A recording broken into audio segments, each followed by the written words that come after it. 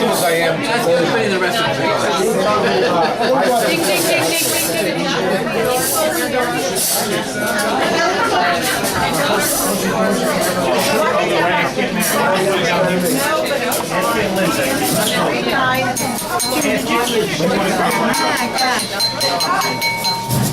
Ladies and gentlemen, if I may interrupt you before coffee service, our guest of honor would like to say a word. Carol, show us the Yankees tattoo. There's no kids. Just your Yankee. being here, number one. I mean, you know, I appreciate all of you being here. And on my way over, I was really getting emotional thinking about, I'll forget it. I'm not doing this. It's over. Dear friends and family and how much you mean to me. But as I was approaching this milestone, you know, I probably have told a couple of you, I was a little bit sensitive about it. I thought I was taking it all in stride, and really I wasn't. I was very sensitive. I started worrying about, you know, fulfilling my life's destiny, whatever that was. But as I told Billy and Kathy earlier, all I needed was a manicure. I felt better. I'm out of that funk now. But also, there was something I read the other day on Facebook, and actually what it was an excerpt from a blog that was written by an author friend of JP's. And he talked about somebody that he had met, you know, for a short time, and it was a small moment, but it was a really great moment. And he mentioned that there are so many moments in life, large and small. Sometimes we recognize them and sometimes we don't, but they ring clear and true. And there were plenty of moments in my high school life that I did not recognize. But growing up in a small, intimate community, we weren't on a cul-de-sac, we were someplace better. We had 4 streets that were in a square, and that's where we spent our day. And our loving parents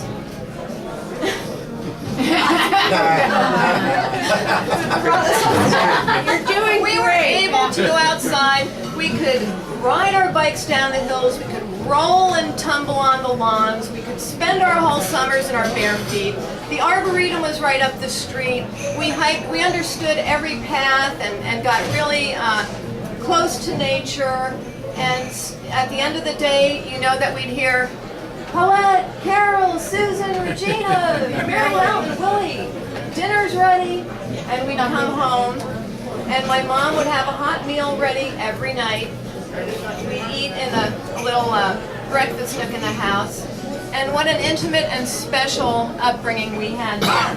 Very caring parents, very close-knit family, and I really think sometimes that it was our childhood and playing together as a big group that we developed our closeness, and still to this day, you know, we're a very close-knit family, and we do recognize that.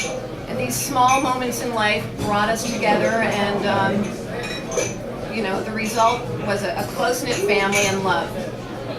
And as I grew up, I started to recognize these feelings and really recognizing value. And I think that's why when I met Frank, it didn't take us long, because I knew what it was. You know, I knew that we were meant for each other, and I knew that we were had the right chemistry, and I loved him and he loved me. And even though it seemed like it was a whirlwind romance and it happened very fast, it really didn't seem like that to us. Well, maybe now to you all these years later. This is your speech, not mine. But so, you know, those instincts, those little moments that you recognize, I mean, they grow and they develop. So anyway, when we got married, I realized that I would really like to raise our children in the same neighborhood, and we were lucky enough to find a house in the Glenwood section. And of course, we got into nature. We had our oldest boy was a young entomologist. We'd travel everywhere in town, never without a butterfly net or an insect box with breathing holes in it. We would sit in back of duck blinds in the out in Lord Sterling, the reservation out there, a bird sanctuary out there, just to take a look at nature and see what we could see. And we'd see a lot of miracles. And one day, it wasn't in the middle of the woods. It was at a drive-through in McDonald's that we spotted the most magnificent turquoise blue Luna moth. Now, if you weren't a young entomologist or a family of a young entomologist, that moment might have just gone right by you. But we saw it immediately. We went home, we got the book, and we felt so fortunate that we had seen it.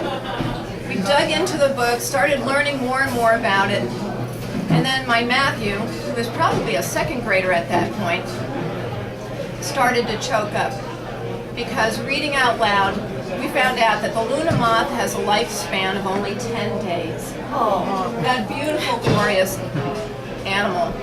But there I saw Matthew absorbing that moment and, realizing the preciousness of life and appreciating the beauty of a magnificent creature, even though it was very small. There are so many other moments that I can think of. Mary Beth, when I had to say the rosary, hoping that she would not win Miss Preteen New Jersey. Thank you, God. We signed her up on the recommendation of a guidance counselor. We didn't take it seriously. We thought, oh, it's an extracurricular activity. We might as well try it. We packed up and went to New Brunswick for the weekend.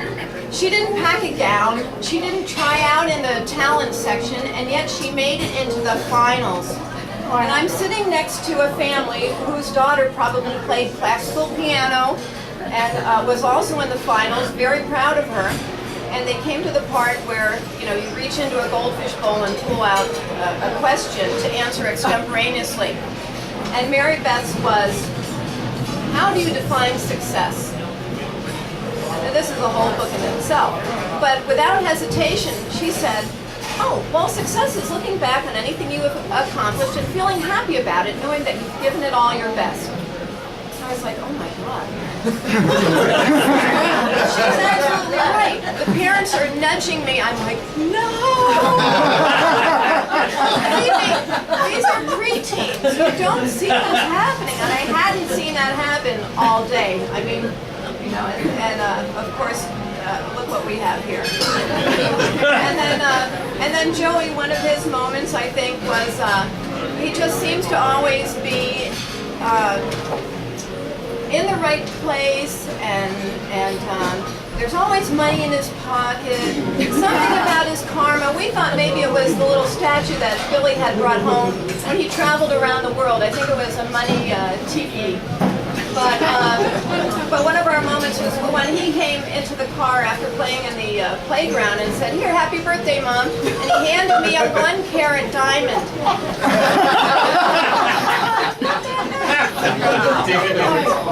Joey Diamond, yeah. Joey Diamond. But since then we've grown, and of course, along with Frank, there were added bonuses, not just our getting married and forming a partnership, but Michael and Billy and how much richness they've brought to our life. I mean, I can't even explain the talents and the gifts that Michael has, that he fully realizes every day to get his own company rolling and successful and keep pursuing it. And I think it's always been, and I've said that the best influences on my kids were her big brothers. And we also see Billy and Kathy and how devoted they are to their children. And because of them, I experienced another one of my really special moments. And this was just this past Christmas, where we were all saying goodbye. And I gave Sylvana, Frank's former wife, a hug. And Alyssa came around and hugged both of us. And she didn't just hug and run away. She hugged us and felt the moment. So these beautiful things keep happening every day. And you wonder, are we just destined? But I don't think so. I think what we do is we recognize these moments, we cherish them, we nourish them. And thanks to my mom and the upbringing that we got, I made it to 60 and I think I'm okay.